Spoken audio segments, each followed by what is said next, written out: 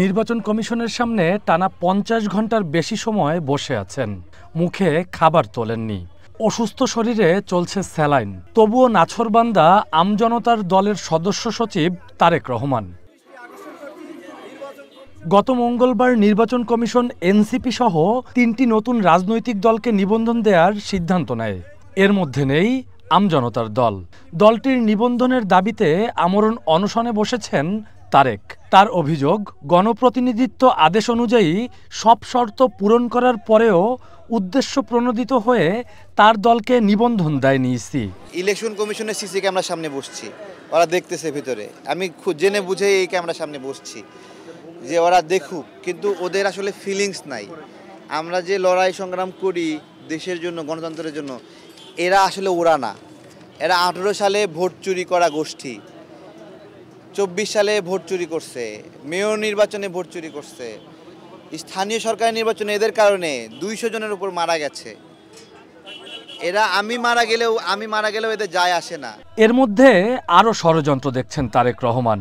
অভিযোগ, বড় রাজনৈতিক দলগুলো তার জনপ্রিয়তায় ঈর্ষান্বিত হয়ে নিবন্ধন পেতে বাধা দিচ্ছে। অনেকে আমাকে অপছন্দ করে,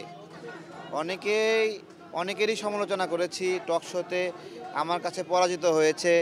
রাজনৈতিক দল হিসেবে এস্টাবলিশমেন্ট নিবন্ধন পেলে আমাকে যে খোঁচা দেয়, আপনি তো অনিবন্ধিত দল, এটা তো দিতে পারবে না। ওরা কি বলছে দেখেন, বলছে 22টা জেলায় লাগবে, এবং ওরাই চিঠিতে লিখছে আমাদের 20টা পাইছে, বাকি 2টা পাই নাই। তো আমারে বলবে না 2টা পাই নাই, 2টা না পাইলে আমি কি করব? 2টা ব্যবস্থা করে দেব।